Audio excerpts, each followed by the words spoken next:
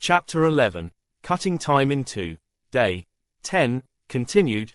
It was Sirius's scream that tore through the air, following in the wake of a spell that would destroy everything that mattered to him. His arm swung wide at the last moment, sending the curse far over James's shoulder, a burst of willpower allowing him to break through the curse that was shackling him. He dropped his hands to his knees, taking in air as if he had been drowning. Harry watched the scene numbly. It had been terribly close. He looked around cautiously, his head tilting slowly as he examined the area. The noise from the fight with the Death Eaters was filtering down the street, but otherwise there was no sign of life in this portion of the Wizarding Village. Impressive, a voice said from above. Harry resisted the urge to swear violently. It was a voice that seemed disturbingly familiar. Standing above a stationery store, dressed very plainly, a man with dark hair looked down on them. He seemed very ordinary, if perhaps a bit handsome even, his thin frame dressed in grey trousers, black vest and charcoal robes. His white shirt was buttoned up tight on his throat, making him look every ounce of respectable. His eyes, however, gleamed like hot coals, their red color unnatural but also somewhat fascinating. Lord Voldemort took a step off the roof, stepping down as easily as if he were merely descending some stairs. Sirius stumbled to his feet as the man crossed elegantly toward them. A white wand that looked like carved bone looked delicate in his hand. "I've heard of you, Sirius Black," he commented conversationally. "You've done well in your classes, defense particularly. And now defending against an unforgivable curse." His head tilted and he viewed Sirius through sideways eyes. "It's not something most can do. Your heritage is ancient and well known. But even you must admit that you've chosen the wrong path. It has cost you your family power and the wealth you'd have been given as the eldest son to the Black name." Voldemort's words hung over them as Sirius stared back. His lack expression was actually more of a danger. Harry couldn't help but feel almost amused. He had never been this close to Voldemort without inciting threats upon his person. Yet, those eerie red eyes weren't even glancing in his direction. He was nothing more than a bystander, a student not worth the Dark Lord's notice. The man moved silkily, only a few steps forward, a faint look of, well, it could almost be called appreciation. Harry was surprised how human the man looked. His voice was smoother as well, dripping from his mouth like venomous honey. "Join me, and I will restore your former glory. Your family will welcome you back in their arms." James scoffed and Harry silently agreed. Voldemort noted the gesture and his smile widened. "If you would join me, you'd be in a position to give protection to those whom you do claim." The Dark Lord lowered his eyes on James, another shifting of expression that was difficult to read. Sirius however bit his lip that had been trembling slightly. "I'd never join you." Sirius ground out through his teeth, his face a mask of fury. His anger at the Dark Lord's threats seemed to have pushed all other emotions away. He wasn't afraid now. Voldemort stood rather still, a small smile playing across his face. "Accio," Harry called quickly. The summoning charm jerked Sirius to the left, pulling him off his feet just as a bolt of green light flashed where he had been. The light had leaped from Voldemort's wand with only a slight twist of his wrist, the same motion one might use when swatting a fly. "You never took rejection well," Harry replied casually. He tried to sound as glib and unconcerned, but he knew his face was tinged with anger. James had moved beside Sirius, his own eyes flashing. He helped Sirius to his feet, trying to stand beside Harry. "And you are?"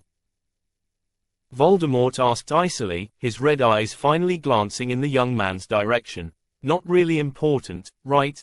Names are riddles, after all." Harry's own expression grew cold. Why had he said that?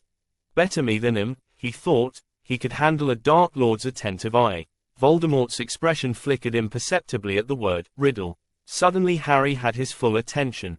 The Dark Lord raised his wand, running his slender fingers down the yew-wood, a smile playing on his lips. "You seem to know a great deal," he laughed softly.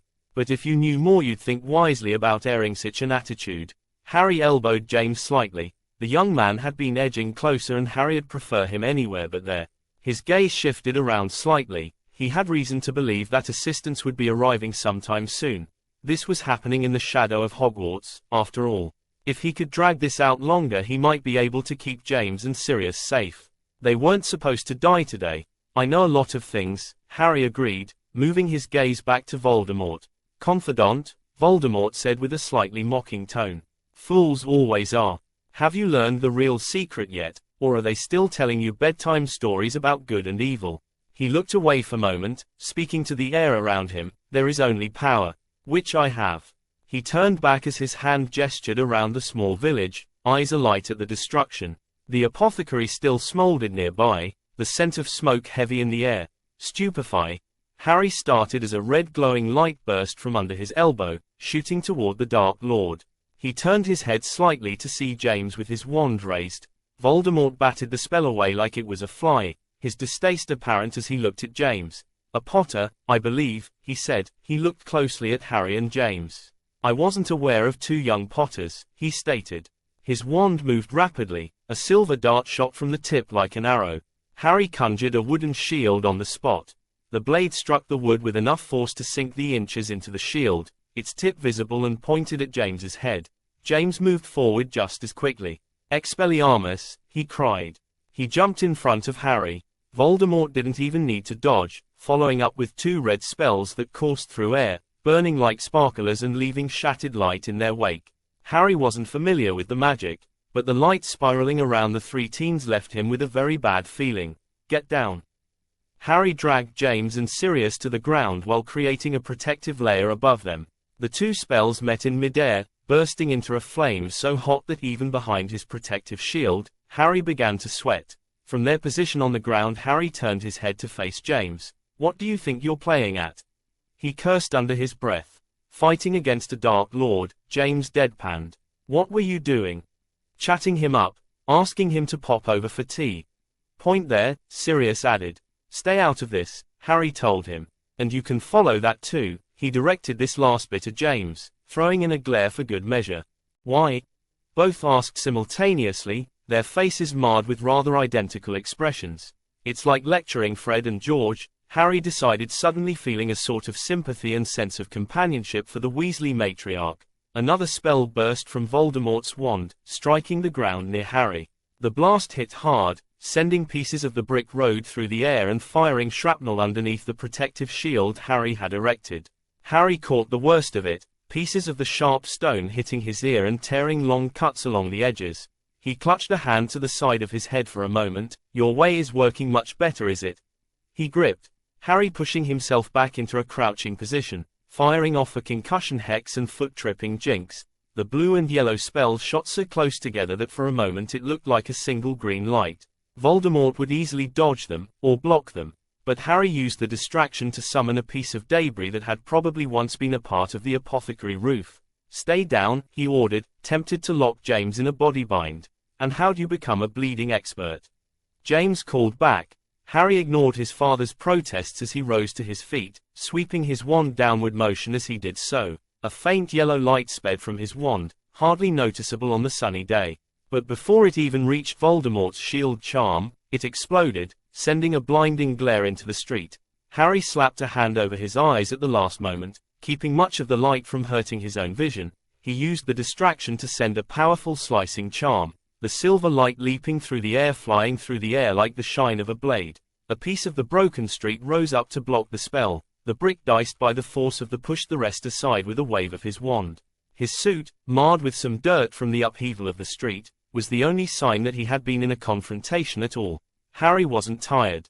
His magic was reacting to the need in the forceful, protective way that it had since the ward's collapse, and the energy burning in his chest was eager to be spent. Harry knew he would have to be careful not to let his anger and sincere hate of Voldemort color his intent.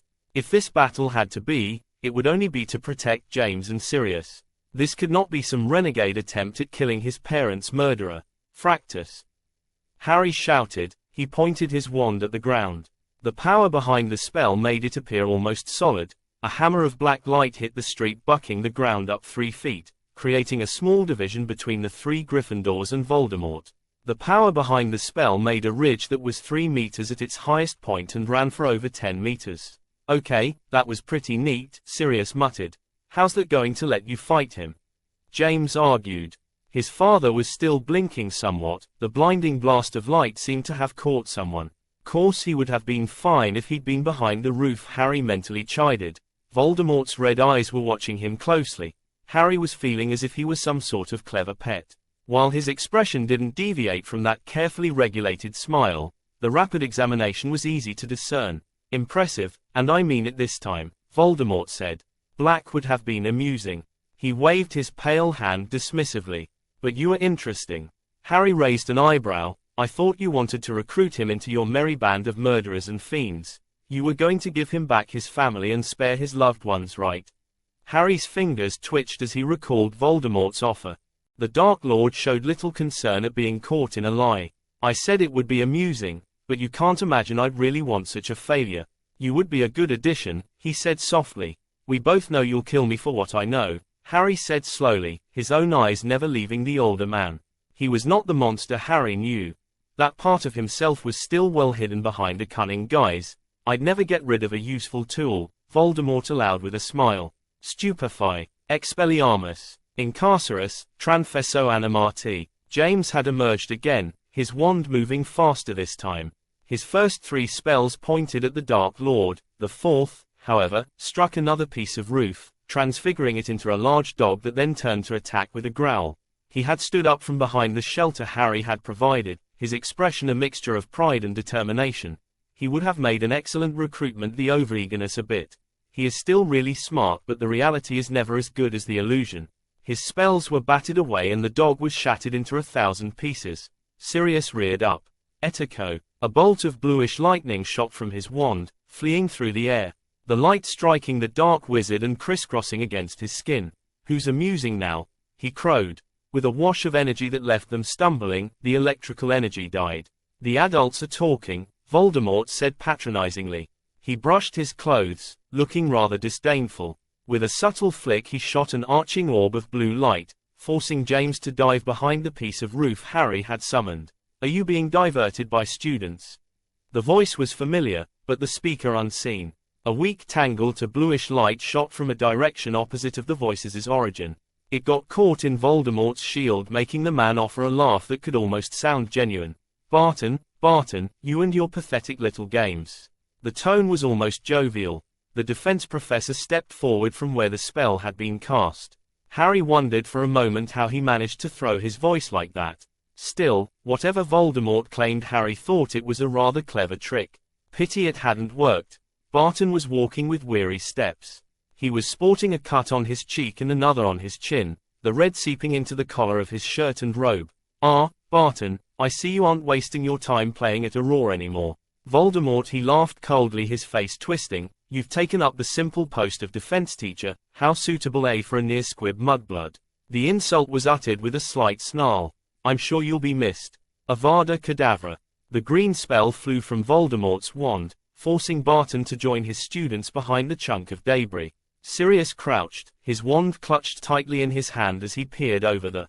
James was fuming, rubbing at his wrist with a frown. He'd landed on it in his recent dive for cover. Been busy, Professor? James asked. Barton didn't seem terribly amused by the playful attitude. This isn't the place for you. Stupefy. James cast fiercely, turning his back on the professor. Harry rolled his eyes. At least his father was persistent. Voldemort spun at the last minute, an excited expression on his face as he missed the red light by inches. James seemed to take some sense of courage from this. He rose to his feet and stood beside Harry. Harry glanced back at the professor, silently urging him to take charge of the other two. A glum shrug from Barton was his only response. James had fired another spell which Voldemort blocked with a wave of his wand. James wasn't bad, really. He had a fluidity that was above average and an ease in casting. It was only his lack of battle experience that made him a pain in the ass. For the last time, don't interfere, Voldemort snapped. Once again, his distaste for James incited little emotion. He flung his wand out in a sharp flip, the end coming down hard. Crucio. He cast, the pronunciation a snarl. Harry reacted instinctively, swinging between James and the spell. The magic locking into his nerves produced an unimaginable pain. He dropped to his hand and knees, screaming as the red-hot magic burned through his body. Through the pain he forced his hand to keep hold of his wand, trying to think only of the grain of the wood under his fingers. The surplus of magic he constantly dealt with was rushing through his body faster than the pain. Crutos, Barton cast, a jet of fiery orange light catching Voldemort's elbow as the man held the spell on Harry. The force of the defense professor's spell forced the wand away. Harry wheezed on the ground, trying to catch his breath. He shook his head, removing some of the fuzz that had latched onto his brain. He caught James's eyes somehow. His young father kneeled beside him. The expression on his face had lost all bravado. He stared at Harry as if he were watching the worst sight he'd ever seen. And maybe he was. Barton had moved in the predictable professor manner, in other words, acting as a human shield. Harry could see his knees very well from his vantage point. His posture was lank and yet still defiant. He stood before the Dark Lord as other people had done. All those other people had died.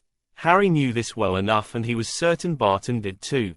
The wall that Harry had created to limit Voldemort's movements was working against Barton.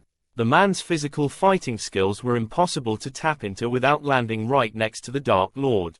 Harry frowned. Barton was magically tired, and he'd likely been relying on physical attacks for some time now.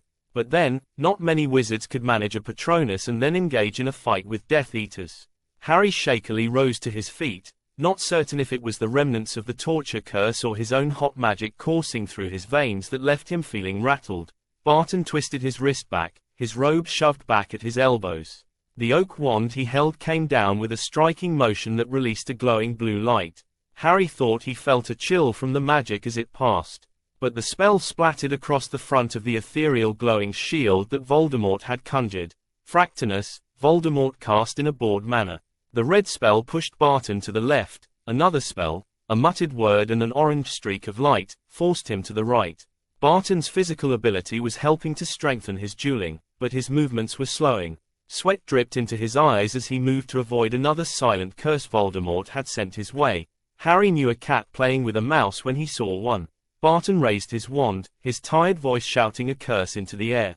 But a spell needed both power and concentration to be effective, and Barton was already losing what power he had to begin with. Voldemort flicked his own magical tool, sending a fractured light spiraling away from him. Without pausing, another silent burst of magic issued from his wand, a grey light that didn't seem to shine. The second spell was wide, flying through the air like a sledgehammer.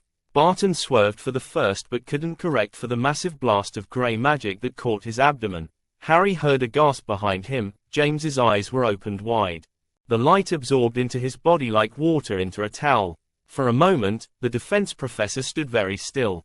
His wand hand dropped slightly, almost as if to clutch at his stomach. Harry's green eyes narrowed and his mouth opened slightly. Barton's chest exploded outward. Nothing Harry had seen could have prepared him for it. It was almost like a muggle grenade had been released inside Barton. The muscle had exploded out, looking like raw meat under the glare of the sun. His intestines curled from his body like snakes. Barton's skin had paled to the color of milk, and the splattering of blood stood out in sharp contrast to the lack of color. His body dropped bonelessly, hitting the ground hard in a manner that made Harry think that something had fallen.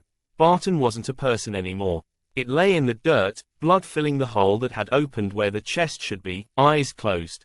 James stood mutely. A splattering of red made his face look freckled. Sirius had been closer than any of them, and the side of his face was practically painted. He touched his cheek with his fingertips, his eyes widening when he realized that the wet coating his face was blood. Harry swayed for only a moment when he stood to his feet. Now that has been taken care of, Voldemort allowed, tipping his head, a charming smile oozing from his face. Convincing, Harry muttered, looking down at the street at all the destruction. Harry could feel the magic within him struggling. A few pieces of brick and other debris pulled free of gravity and hovered unnoticed at ankle level. Harry focused on a sharp bit and sent it spinning, trying to put the excess magic to work. Ventus, Voldemort cast, a dark green blur shooting in Harry's direction. The light was quickly followed by a silent spell that barely displaced the air as it moved. The magic hanging around him caught the spells like a spiderweb, trapping them in the air before him. Harry's mind continued to toy with the spinning brick, watching the speed increase as he pushed more focus. Unlike most wizards, Harry's magical levels didn't drop due to physical weariness. Instead, they seemed to grow fed by his own. The spells caught in Harry's net fell to the ground like glass when he raised his head. Voldemort seemed to spy those green eyes, and a thrill seemed to fill the air. They both reacted at the same time, a crisscrossing of magic that made the air smell like ozone. The colors from the spells bled into each other and their voices bounced off the buildings in the village. The magical volley left them at a standstill as both fought the other with tightly controlled powers. It must have only lasted for less than a minute, but when the pair paused, the street was littered with scorch marks. Harry propelled the still spinning piece of brick, and all the others that were floating nearby. One stone cut to the side, slicing through Voldemort's magical shields, its momentum too fast to control tightly. It drew a long gash along the Dark Lord's cheek. Those red eyes narrowed, but there was no other emotion as Voldemort blasted a sharp-edged silver spell that broke through the roof, protecting James and Sirius, slicing through the debris like a knife. Sirius hissed and brought a hand to his shoulder, pressing into the sleeve of his shirt that was rapidly turning crimson. "Lesson, boy," Voldemort hissed. "You fools always have more to lose." Harry nodded. "It's better than nothing." "Bastard," Sirius yelled, letting his wrist rest upon the remaining structure. "Foroxious." His spell arched wide, a spinning disk of magic that drove forward like a sledgehammer. Voldemort's shield shuddered as the spell hit, forcing him back a few feet. Sirius was breathing heavily, anger licking at his expression. Voldemort raised his wand, preparing another spell for the Gryffindors, but Harry stepping away, moving outside the ring of appraised road. The concussion hex was more reaction than skill, but knocked Voldemort away from his intended targets. Harry pulled to the right, nearing the Dark Lord with a faint, challenging gleam in his eyes. It was almost as if the world had stopped. The smoke stopped coming from the apothecary, the air died to nothing. There was a sense of expectation in this confrontation, and Harry found himself forgetting some important things. Like where and when he was. Looking at the Dark Lord, he had a tired feeling. He'd done this too many times. Harry wasn't prepared for the blast of black energy that spiraled toward him, moving with a fluidity that sliced through the air. There was something hypnotic about that light. He only managed to spin out of reach a second before it would have hit his face. Harry responded quickly, his magic reaching out and grabbing the debris on the ground and throwing debris through the air like horizontal rain. Voldemort blocked fairly well, pushed most of it away, fragments breaking through and tearing at his clothing. But this seemed to matter little. His arm reached over his hand and moved behind like a lasso. A spell that looked like a whip of fire sprang from his wand. Harry did what seemed natural, he pushing back with a wall of water that met the Dark Lord's spell in the space between them, sending up a wave of steam that hissed thunderously between them. Behind him, Voldemort laughed, a high tone that brought back Harry's nightmares, and he forgot himself again. He might have plunged ahead, bearing down on the Dark Lord with all his surplus magic, but he realized that the steam wasn't fading. It was filling the air, not disappearing like a cloud but keeping a solid shape. Harry could see Voldemort grinning, or rather baring his teeth, through the mist that continued to hiss. Hissing, indeed, in a way that was starting to seem vaguely intelligible. "Attack," came a hissed order, forcing Harry to turn in the Dark Lord's direction. He quickly looked upward at the swirling mist, its shape now fully formed. It was serpentine but without much distinction, a curl of steam that made the air hot. A blast of scalding steam ripped through the air. It hit the brick near Harry, leaving the masonry unmarked by anything except moisture. However, Harry didn't need to experience the creature's touch to understand the danger represented. He was sweating already from being close to the monster. "Left," Voldemort hissed, sending the creature down on Harry. He spun out of the way of a direct hit, but he gritted his teeth to avoid yelling out as his hand managed to catch some of the spray. Saying it like that minimized it. The feeling was akin to sticking your hand in a pot of boiling water. In moments the back of his hand was already turning red.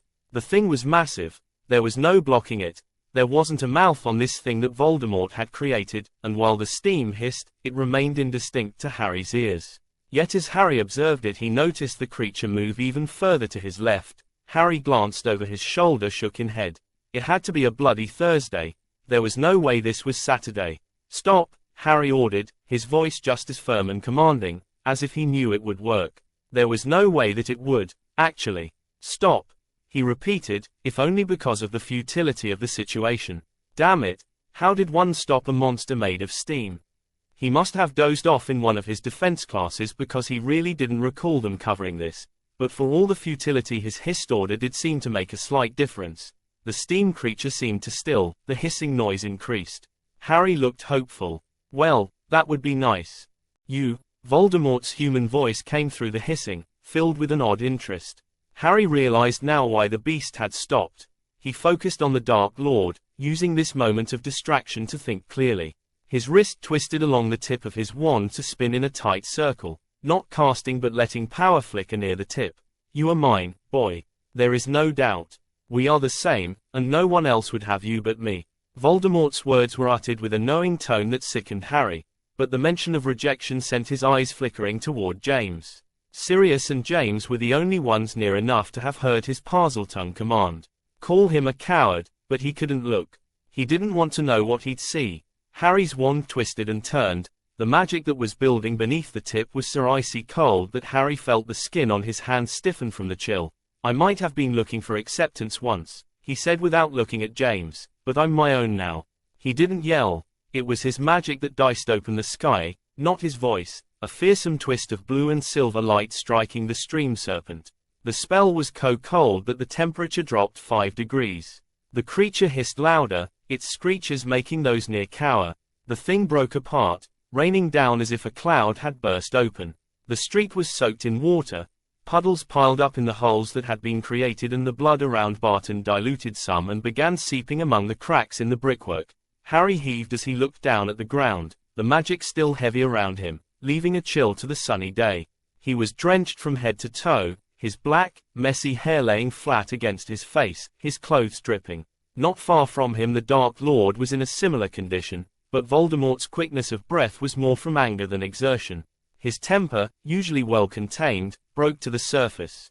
He looked around angrily, his wand moving to the side and capturing a metal bench in a black energy. The bench flew through the air, aimed at Harry's head with a reckless force. Harry reacted more on instinct than thought. His wand jerked upward sharply, blasting the bench with a banishing charm.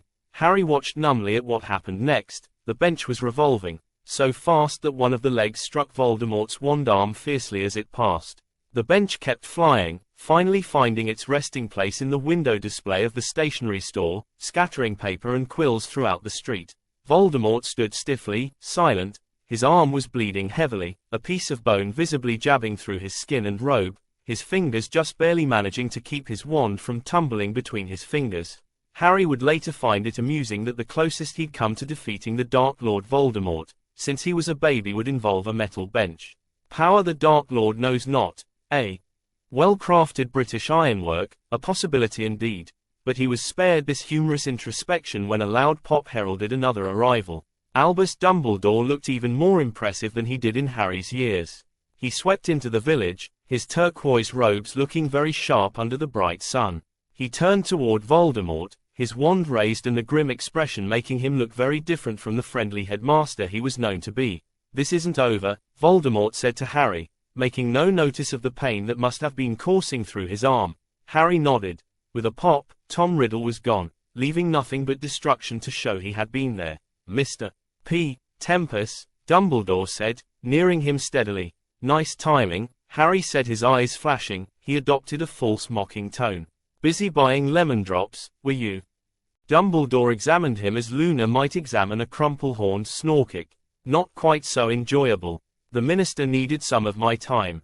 He rested his hand on the boy's shoulder cautiously. Further up the street, another troop of Aurors had emerged and began to march about in a very official-looking manner. Harry wondered why he'd ever wanted to be an Auror. "I'll see to matters, if you're all right." Harry nodded, dismissing the concern and gesturing toward the ministry employees. He watched as the old man walked away. Dumbledore was in his element, easily finding the person in charge and establishing some control over the situation. Harry wondered how he did it, but then being either headmaster or teacher to most of the wizards in England did give him plenty of blackmail. The old man had the goods on him. Another batch of Aurors arrived and soon the figures were crowding the street. Harry watched as they broke apart looking for any stragglers, but it seemed that the battle was done. Harry wheezed. It was surprising, but for once, Dumbledore's arrival didn't save him. It didn't trumpet a feeling of relief.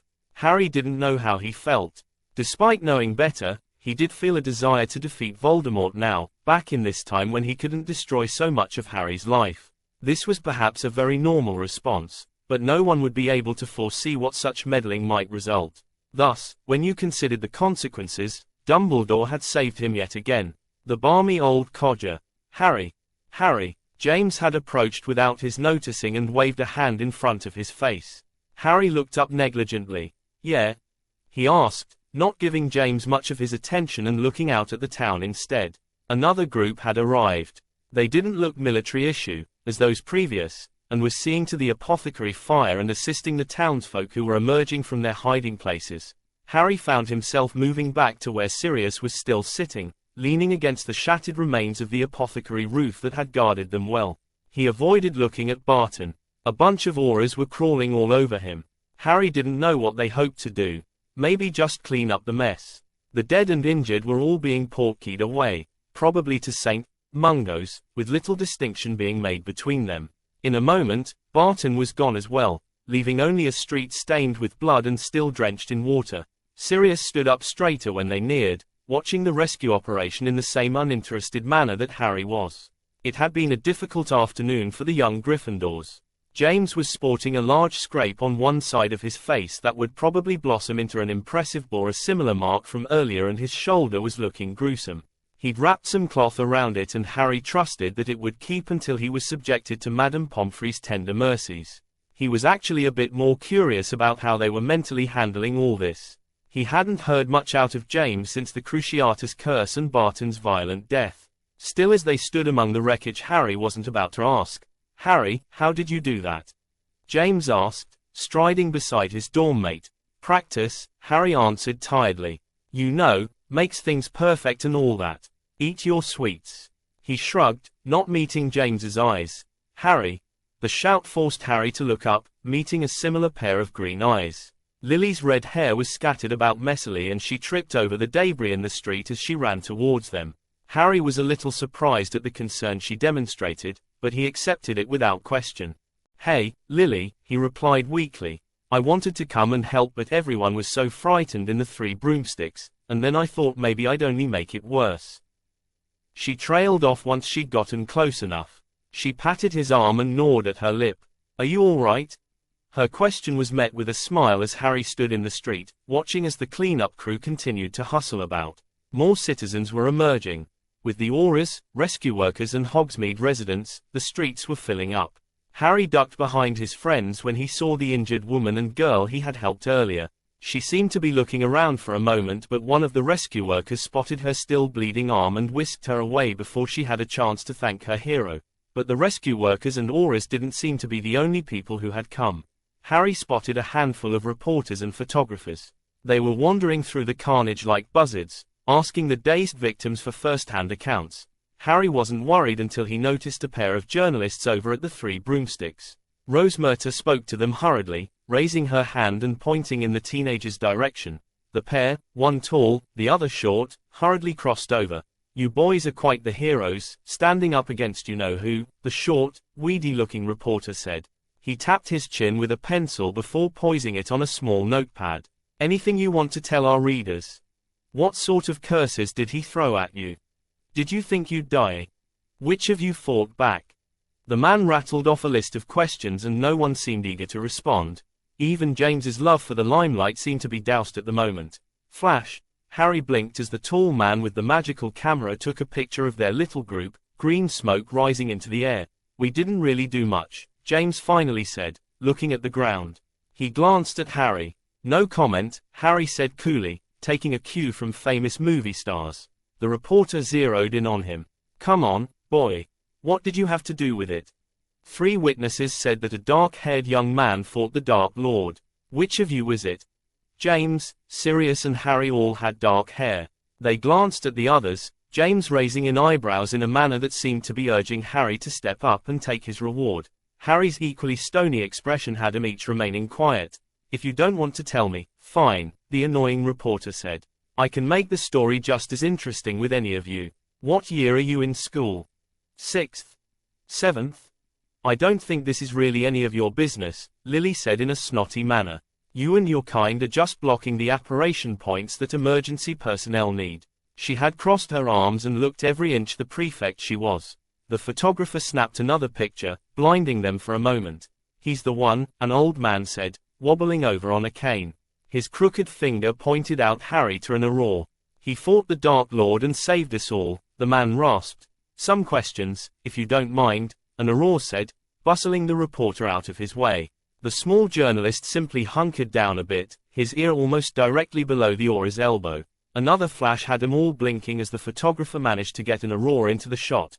"If you'd follow me for a moment," the auror asked Harry, trying to tug him away. The man was tall with ginger hair and a heroic-looking chin. Harry dug in his heels. "And why should I be following you?" I didn't have anything to do with this. You blasted a bench through my shop window.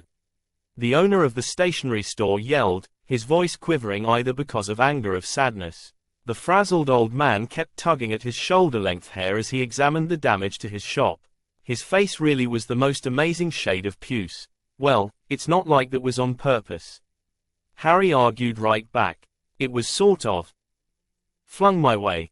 This seemed enough of a confirmation to send the reporters into a buzz. A few more of the scavengers had gathered, clamoring for attention. How did you fight the, well, you know who? A redhead with a bad perm asked, shoving her way past a bunch of old witches who had huddled near him gaping. What's your connection to the Dark Lord?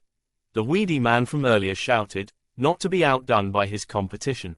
What's your name? Questioned a strict-looking man with a thin moustache. Harry smiled as one might when faced with a rabid dog. Well, now, I really must be going. Cake in the oven, got to feed the cat, hate to. But, hey, really must run. Harry politely plowed his way through the gathering crowd, even managing to lose the Aurora who was following him by sliding behind a group of dim-witted teenagers that were standing around not really certain of what to do. Those dim-witted teenagers managed to block the path nicely. They were especially useful considering one of them looked a fair bit like the young wizard who was the center of attention. Wait there, young man, an older Aurora with thick grey hair said, pinching the lookalike's ear and tugging him back into the crowd. Ow, James groused as the Aurora didn't show any sign of releasing his lobe from the vice-like grip. I'm not him, he yelled, lifting his hand and gesturing toward Harry who was escaping in the direction of Hogwarts. His gesture spurred the crowd to pick up its pursuit, James remaining behind and frowning as he rubbed his ear. The tall photographer from earlier must have been a sprinter at one time. He certainly had long enough legs. Or maybe his skills had been built by chasing celebrities. He managed to draw near and snap another picture of Harry's retreating back, which oddly enough caused Harry to pause and turn around. Accio, Harry called, yanking the magical camera from his pursuer's grasp. Hey! The photographer yelled, taking a few march-like steps forward. Harry had already turned around and was examining the magical camera with a smile on his face. The speedy photographer was quickly on his tail, and tapped Harry on the shoulder in an irritated manner. That's private property, the man began to say, taking a deep breath. The newspaper has a right to print the news if it is newsworthy, freedom of the press, and it was the sort of tirade that any good rag pusher would memorize, and the man was somewhat shocked, or so his expression seemed to say, when he was locked in a full body bind and left lying in the street. When the photographer's report partner arrived he was released, but only looked up to see that the crowd from earlier had gathered beside him, watching the young wizard, but not pursuing him. He took my camera, the man complained, mostly to himself because he realized that no one looked particularly sorry for him. Who's gonna stop him? Sirius Black questioned, causing the heads around him to nod. The photographer was left to bemoan his purloined property without much commiseration as Harry Potter, the nameless hero of Hogsmeade, wandered up the path to Hogwarts and out of sight. The crowd soon dispersed. The teachers had arrived and, after huddling around Dumbledore, they began rounding up students still in the village and pushing them to Hogwarts as well. James and his comrades were treated no differently. They had lingered for a moment longer, watching the spectacle, but McGonagall was soon giving him the boot, her sharp eyes ignoring their protests and pushing him along. Most of the other students were walking ahead, the crowd of heads appearing and disappearing on the winding path. Lily was among them. She'd caught up with Morgan and seemed more than eager to leave James and his friends behind now that Harry was gone. Where do you think Harry went? Remus asked. He was walking next to Sirius, slowing his steps to match Sirius's stride as the marauders wearily began working their way back to the school. While none of them had been badly injured, they all felt drained from the ordeal. Peter hadn't said a word since the group was reunited, and James didn't try to draw him into a conversation despite walking beside him. Back to the school, I suppose, Sirius said. He looked behind him at the village. I think maybe we should talk to him about this. You know, before the rest of the school gets a hold of him. Remus looked ahead. The transfer student didn't seem to enjoy attention much. It stood to reason that he could use some friends to get through the coming week. Merlin help him when the reporters found out. He might prefer a Dark Lord. Yeah, maybe, Sirius answered distractedly. He glanced back at James, but James Potter's face was set firmly, nodding along with Remus. Yeah. He glanced at Sirius. He'll need friends. Where do you think he'd go? The dorm. Remus speculated. Sirius shrugged. Wait a tick, James paused, digging into his pockets. James's pockets really were the most amazing things. They were known to hold practically anything. His mother had charmed them to be bigger inside than out. He reached his arm in past his elbow, finally pulling out a piece of parchment. I solemnly swear that I am up to no good, James chanted, tapping the parchment. You found it? Sirius asked. He fell back a bit until he was walking beside James. Peter got shuffled out of the way a bit and trailed behind, seemingly not interested. Yeah, it was buried in an old Transfiguration book. Can't even imagine how it got there. James scratched his head in a puzzled manner. Remus snorted and continued walking ahead. I can. Your trunk is a mess. The three paused and Peter kept walking, until he finally seemed to have moved as far away from him as he dared to go. He shuffled from foot to foot. Come on, guys, Peter called. Let's get back to the castle. Just a minute, James argued, not looking up. Harry. James peered closely at the parchment. The map didn't show Hogsmeade, but it showed a good bit of the path that led up to the Hogwarts grounds. It had been added only the past year, after they'd nearly bumped into McGonagall heading down to the village one evening. Sirius claimed she was probably on a date, but the thought of the Transfiguration teacher dating was too disgusting to consider, and so the discussion was promptly dropped. Let's go, Peter urged again. If you want to go back so bad, well, go on then, Sirius snapped angrily. Peter shut his mouth and remained a slight distance from the others. The transfer student couldn't be that far ahead. James scanned the trail leading up to the grounds, skipping over the mass of students that were ahead of them. There, Harry. James stared blankly at the small dot that was standing just outside the castle's gates. What is it, James? Remus asked. James stood woodenly, his eyes glued to the two short words imprinted on the map. The map never lies, he asked, voice cracking with doubt. Remus lifted an eyebrow, stopping to look back at the frozen teenager. It was an odd question coming from James, as he had been the one to find the seeing spell, which allowed the map to see things as they really were, not tricked by disguises or even animagi forms. Someone else needs to tell me that they are seeing this. James pushed the map away and handed it to Sirius. What am I looking for? His friend asked. Harry. He's up by the gates. See anything odd? Nope, Sirius answered with a shrug. What do you mean, nope? James jerked the paper away, scrutinizing the parchment. I mean, nope, as in, there is nothing there. Harry isn't there. Where did you see him? James's eyes flickered over the page. He shook his head. I saw him there a moment ago. He couldn't have disappeared so fast. What was the matter, anyway? Remus asked. James paused for a moment. I thought I saw his last name. So? Sirius asked, turning to Remus with a curious look. And it was Potter, James answered, his mouth feeling dry. Potter, Black, and Mr. Lupin. I'm surprised at you. Professor McGonagall was trudging up behind them, her pointed hat askew. She yanked it off her head as she neared them, slapping it against her leg irritably. What do you think you are doing?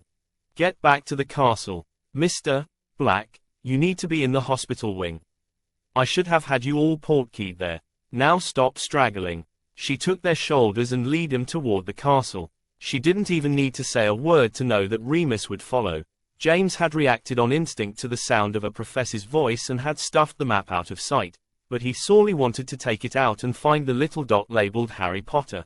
A few insignificant moments prior, Harry stuffed the magical camera into his trunk, looking hesitantly at the boa vine. It really wasn't looking good. He had to plan some time for sun, maybe. Still, he closed the lid of the trunk for the moment, shrinking it before stuffing it back in his pocket. He grinned slightly at his latest achievement. Snagging that camera was a real lucky break. Oh, and the Voldemort thing had gone well, too. At any rate, he hadn't killed his parents, which was always a positive thing for any time traveler. He was starting to worry less about what his intentions back there had been. It had all worked out for the best, yeah. Not worth quibbling about now at the moment. He might have to hide out for a few days, but he supposed that Dumbledore could contain any overly curious ministry officials and infuriating reporters. He was nearing Hogwarts's gates, walking towards them at a steady pace. The sun was getting a little lower and some clouds were moving in. Maybe there will be a storm tonight, he mused. Maybe it would help in washing things away. Harry paused for a moment to enjoy this, to simply enjoy his continued existence. It was then that he noticed the chill. He found himself wondering for a moment if his magic was remembering the bolt of cold he had sent at that snake-like steam. But then he realized that it was coming from inside of him, coursing up his spine and covering his skin in goose flesh. Yes, he thought. This seems about right. And with that, Harry Potter disappeared. James Potter and Sirius Black had finally been released from the hospital wing. Remus had been the lucky one. He'd managed to leave an hour ago with only a bar of chocolate. Sirius and James had been captured by the enemy. Indeed, Madame Pomfrey's rant had been more an ordeal than what had happened in Hogsmeade. Apparently Sirius's shoulder was worse off than even he knew. They got an earful for that. Did you want to loose your arm? A few scraps and bruises, which she'd left as a lesson, still existed, but any major injury was completely healed. Sirius thought the shoulder wound would give him a sexy scar. Something that he seemed to think would really aid in wooing the ladies. As if the dog needed any help. James finally got a chance to look around through his pocket again, fishing out the map and opening it up. He hadn't been able to wipe it clean earlier, and so the lines and moving dots were still present. He scanned the page trying to find some evidence of Harry Tempest, or Potter as the case may be. Looking for your brother? Sirius teased. We don't know. He might not be my brother, James argued. Face it, Prongs. Your dad's got a secret branch on the family tree. Sirius moved on ahead a bit. Let's head to the hall for dinner. I'm starving. Your brother will probably be there. James's face had a sour expression as he continued searching the document. The Great Hall was empty of any Harry Potters. Hello, Mr. Potter, Mr. Black, another voice intruded. James once again hid the map into his pockets. He really had to be more self-aware. Then again, it wasn't every day you learned of your bastard half-brother. Evening, headmaster, he answered, offering a weak smile. You wouldn't happen to have seen Mr.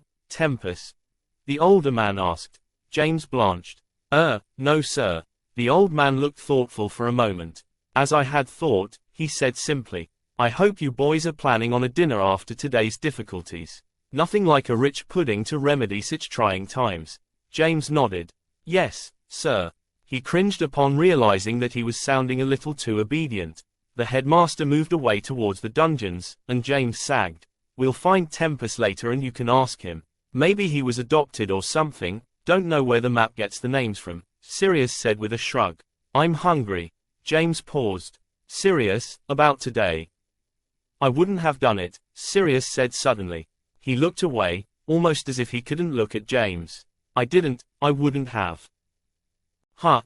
James quirked his head, confused about the course of this conversation. When I was, Well, I didn't do it. I wouldn't, right? Sirius looked at the empty halls. James slowly realized what they were talking about. Of course you wouldn't. He slung an arm around Sirius's shoulder. Marauders don't AK other marauders. I think that's a rule somewhere. Have to have Mooney check the mission statement or something. Sirius's shoulders sagged some, releasing the tension that had been holding him so stiffly. No, what I was thinking about was. Well, you heard Tempest, didn't you? Hissing to the Dark Lord. Sirius nodded. I was thinking we wouldn't mention that to anyone. He sort of saved our lives. I wasn't planning on it, Sirius stated sincerely. James glanced his way, dropping the mental arguments he'd been preparing. I expected righteous indignation. Well, he must be a Parselmuth. Sirius looked ahead. Doesn't matter to me. Not if it's him, anyway, he stated. Nor to me, James agreed. The Great Hall was ablaze with voices. The students who had been in the village were running at the mouth while the younger years were eagerly listening. Speculation about the Battle of Hogsmeade was running rampant. Of course, most of the people who were doing the talking hadn't been anywhere near the battle, not from what James had seen anyway. Really, they all seemed a little stupid, gossiping and chatting about it as if it had been an exciting Quidditch match. James found himself getting angry, and he glared at a fourth year who was richly detailing the deaths of the first Auror squad. Those listening to him, oohed, and ahhed, making him want to punch them. And physical violence usually wasn't his thing. Remus and Peter had saved them some seats and he plopped down grumpily. The food hadn't arrived yet, so he focused on his plate, trying to ignore the stares and comments that were erupting around him. Remus was talking about something, but James found it hard to pay attention. Bill Hodgins, a fifth-year Gryffindor, was sharing what little he'd managed to see of Harry's battle with Voldemort. Then Professor Barton shows up and tries to take on the Dark Lord. They fought and Barton was pretty amazing. Tempest got hit with some curse and just started screaming. James frowned at the implied tone. Tempest had taken her unforgivable for him. Even if the guy was his bastard half-brother, he wasn't going to sit by when others talked bad about him. Hodgins continued, unaware of Mount James and its increasing chance of explosion. Then I saw Barton start fighting the Dark Lord.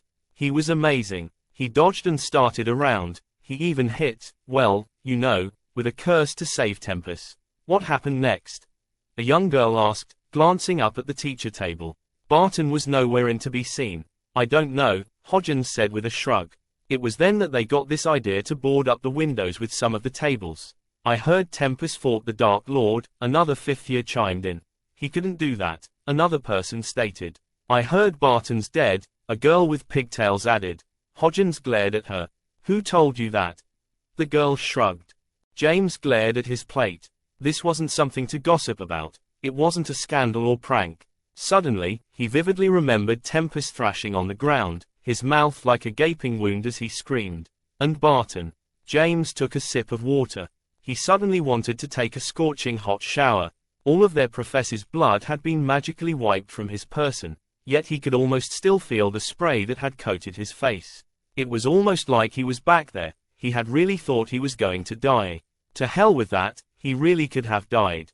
It wasn't a, what if? Given the odds, it was probably more likely that he wouldn't have walked away from that. Shut it. Sirius yelled beside him, knocking him from his thoughts. Don't talk about what you don't understand. The students near them quieted before whispering began again. About what? James thankfully couldn't hear. Stupid little pricks, Sirius muttered. You can't blame them from being curious, Remus said softly. What did happen? Barton died and Tempest fought Voldemort until Dumbledore came, Sirius said simply, not bothering to elaborate. Remus seemed filled with his own curiosity but knew that this wasn't the time to ask. James was glad of his friend's tact. He really didn't want to go through it again either. James managed to glance down the table. Lily was patting Alice's arm gently, her lovely face drawn in concern. The usually friendly blonde was very pale. She kept licking her lips and her eyes looked red. What happened to Alice? James asked, looking toward Remus. The werewolf shifted uncomfortably. I heard that Frank is still in the hospital wing. They may have to send him to St. Mungo's. Apparently they got caught in some crossfire past where we were. Remus's gaze seemed a little flinty as he glanced at Alice. James swallowed. It could have been worse, couldn't it? Excuse me, Dumbledore called out, tapping the staff table with his wand. James looked up at him, numbly. This produced no effect, giving the headmaster the opportunity to let off purple sparks, something he very much enjoyed doing. The room quieted to a lull. Good. Now, I know we are all concerned about the event that happened in Hogsmeade. It was indeed very troubling. I think we all rest relieved that no Hogwarts students were killed today. James noted the man didn't mention the staff. This dark time is growing. I will not do you the dishonor of lying to you.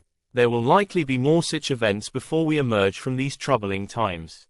But I want all of you to understand, the old man paused for a moment, I sincerely want all to understand that even among the darkest of times, there is always the hope for the light. Dumbledore paused looking toward the left. From his chair, Slughorn nodded.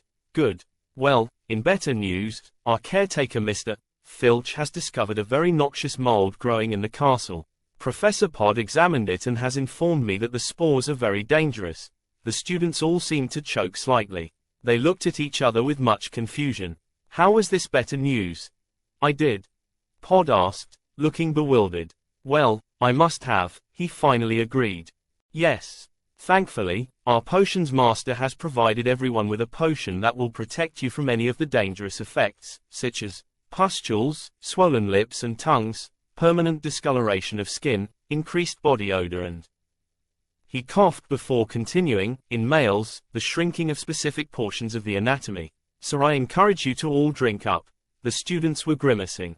One first year with braids asked why only men had to worry about shrinking. Several house elves moved between the aisles, carrying large baskets filled with little bottles of Slughorn's antidote. Sirius eagerly snagged a bottle. He winked at a 7th-year girl. "Never fear," he said with no trace of mocking, "little Sirius will be well guarded." The girl colored while her friends giggled. Soon most of the student body had thrown back their heads and guzzled down Slughorn's rather foul-looking potion. "Have to warn Harry about the mold," James said, looking at the small vial. "Huh?" Sirius asked. He made a grimace and took a sip of water to try and wash some of the taste away. James drank deeply from the small vial, choking back the liquid as it clung heavily to his throat. If he had to categorize it, he'd speculate that it was made out of chili powder and an old shoe. "Harry who?" Sirius asked. James looked at his best mate. "Huh? What Harry?" He scratched his head. "You said we had to tell Harry about the mold," Sirius reminded him. He cocked his eyebrows looking very confused. "Harry who? Is there an echo in here?" "That's what I said." Sirius paused, an all-knowing expression taking over his features. "Oh, I get it. Not very funny." He clucked his tongue and gave James an unforgiving look. "What?" James looked at his plate. Was the food coming soon? He couldn't understand Sirius on an empty stomach. "Trying to prank me? You'll have to get up pretty early in the morning to pull the wool over this dog's eyes," Sirius claimed. He shook his head and turned back to Remus. "When was I?" James was interrupted from trying to figure out his best mate when the food arrived. "Good. I'm starving. Risking life and limb makes me hungry." He quickly reached across and pulled some chicken onto his plate, as well as a good helping of pudding. The other students around him were joining in as well. They were discussing the battle in Hogsmeade still, and James tried to focus on his food. The fight hadn't been anything like he had thought that it would be like. It wasn't nearly as noble as his imagination had painted. Reality was more dirty and unfair. He'd been a fool to think about playing hero. Why had he left the 3 broomsticks anyway? Now that he considered it, he realized he was a little fuzzy about some things in general, but then he supposed trauma did that. It seemed like the sort of thing that a healer would say. On the other hand, some images were emblazoned in his mind. He glanced at Barton's empty seat at the staff table and tried to eat. The professors themselves seemed less than hungry, perhaps because they were already hearing some of the statistics from the attack on Hogsmeade. They muttered to themselves as Dumbledore passed the vials of potion among the staff. "How did such a dangerous mold happen to grow here?" McGonagall asked, an obvious attempt to break away from the gloom surrounding their previous conversation. The headmaster was correct. The knowledge of a dangerous mold was less troubling, and it proved a wonderful distraction for the moment. "I suspect that the house elves may have been slacking," Professor Pod said very seriously. He swallowed his dose, gagging and taking a sip of juice. The small elf carrying the potions looked scandalized. Dumbledore smiled gently at the creature. "I'm sure that wasn't it," he said simply. "If you wouldn't mind dropping in on the hospital wing and Madame Pomfrey, they will need to drink these as well. Poppy already knows they're coming, but I want you to see that everyone drinks." The small determined elf nodded, the creature looking haughtily at Professor Pod before disappearing to the hospital wing. Along the line, the professors drank as well. Out of the corner of his eye, the headmaster watched closely to make sure they did. Finally, only Slughorn and himself remained. "You know, we're quite lucky that the Ashwinder finally laid her eggs. Otherwise, I'd never have been able to finish the potion in time. The entire thing would have been ruined," he commented while moving the vial between his hands. "Yes." The headmaster looked further down the table at Professor Kettleburn, whose hands were hastily wrapped in a white bandage. "It is lucky, I suppose." He smiled at Slughorn. "You too, old friend," he directed. "Surely I..." "It's better we don't know." Dumbledore issued the words with a finality. The tubby little walrus of a man sighed. "Well, if you insist. Still, he was quite an interesting lad. You think we'll see him again?" He toyed with his moustache before raising the glass to his lips. "I guarantee it," the headmaster replied with a slow smile. "That's nice, then." Slughorn tipped his own potion back, scrunching his nose at the unpleasantness of the flavor. If only one could get him to taste better. But then, these sort of antibacterial things usually are most foul. Dumbledore nodded, tucking his own potion in his pocket. Later that night, the headmaster wrote a short letter to himself, before following like all the other inhabitants of the castle and drinking the potion. After drinking the concoction, he realized he was tired and went to bed. The next morning, he discovered a note on his desk. It was written in his hand and said simply, "Do not open until 1996. Well, That was a ridiculous suggestion, and if he knew himself as well as he thought he did, then he must have known that he was terribly impatient. He ripped open the letter, examining the parchment through his spectacles. Dear myself, you have undoubtedly opened this letter early. I would hazard to guess that it is not the year 1996. In fact, I would be surprised if you have waited even a day. I am tempted to place some sort of hex on the envelope as punishment, but that really would just be hurting myself. As the next few weeks will probably be very confusing, I wanted to provide a little information to soften the irritation. I think the future will be better.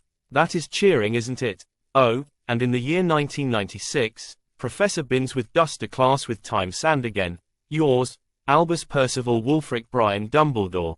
He stared at the letter for a moment before reaching into a drawer for one of his favorite candies. The future would be better. What an oddly cheerful if unhelpful thing to say. He had undoubtedly written the letter. He smiled slightly and made a note about Binns. But the future, while it might be better, was very much out of reach at the moment. He opened his newspaper with a frown, seeing images of the destruction of Hogsmeade. The future would have to wait. At the moment, he had to deal with the present.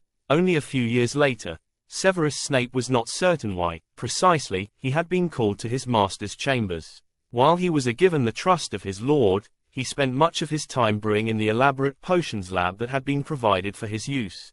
Not that he wouldn't do whatever had been called upon him to do. But it was still an unusual request.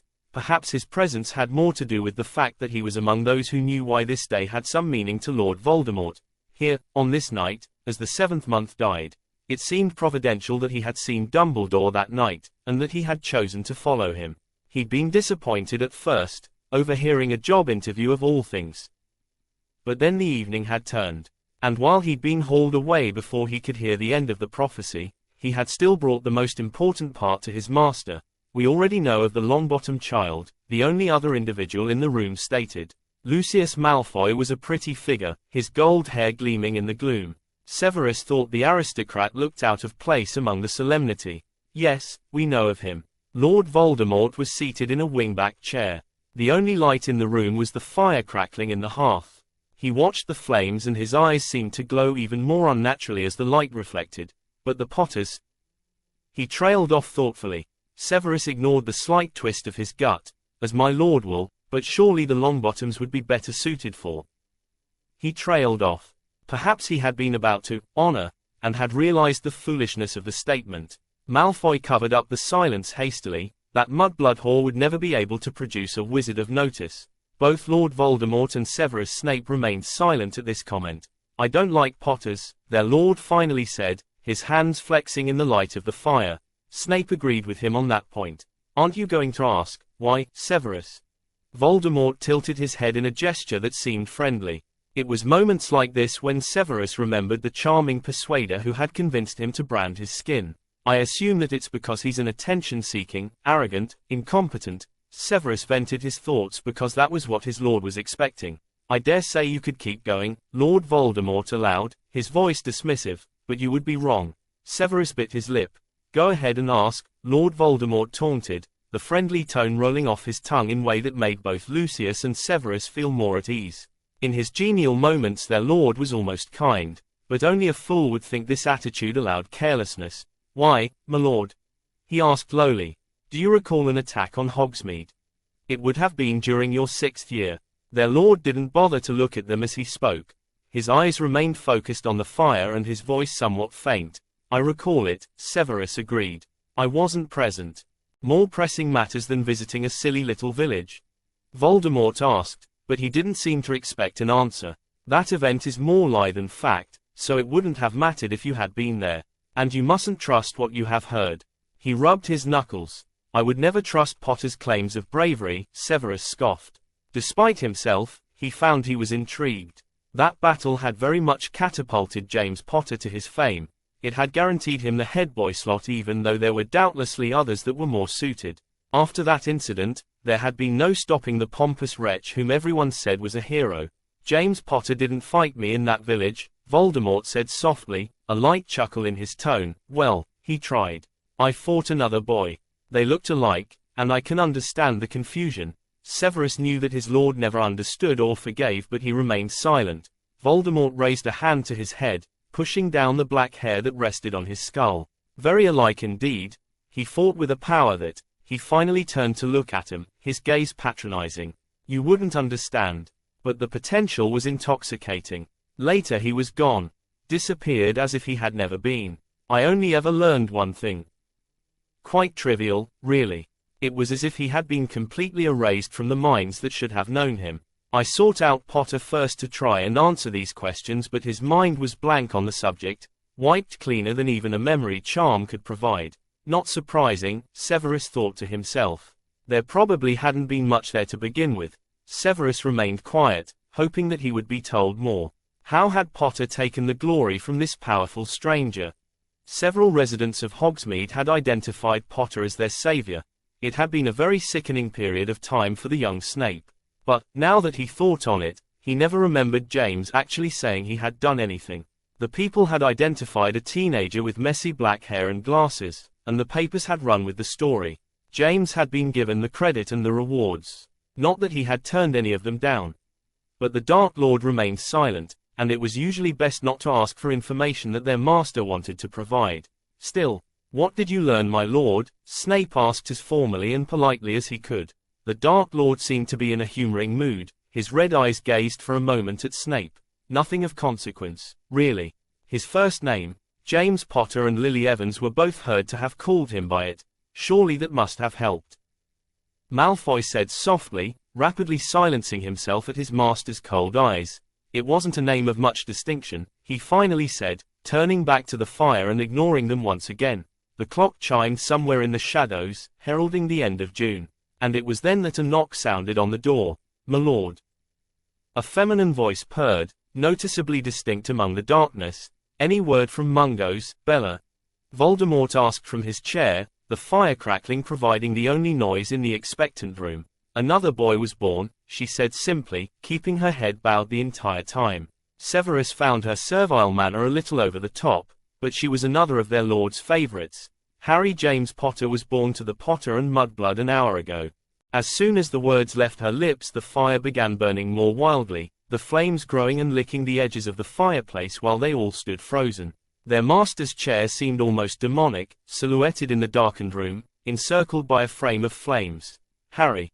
The low voice growled. The fire reached greater heights, escaping the hearth and setting the mantel ablaze. They all stood hesitant to do anything lest it be seen as an irritation. A familiar terror shaking their bones, as the wall before them burned. Just as suddenly, the room was plunged into darkness, the fiery red coals providing the only light. He will die. Yawns. Much thanks to me Shelley, who once again shifted through this mess, as Alpha's Gauchie's top drawer. She even stood this thing a second read and got it back to me in a night. Incredibleness is too minor of a word, but it's too late for me to think of a better one. Still, really wish she could get reviews telling her how great her editing is, certainly deserves it. And as always, any errors are mine, kept in due to stubborn dim-witted moi. May you enjoy it. And before the emails flood in, Harry may have returned to his time, but the story isn't over. Like I would end it there. Tempting, but no. The next chapter is already in the works.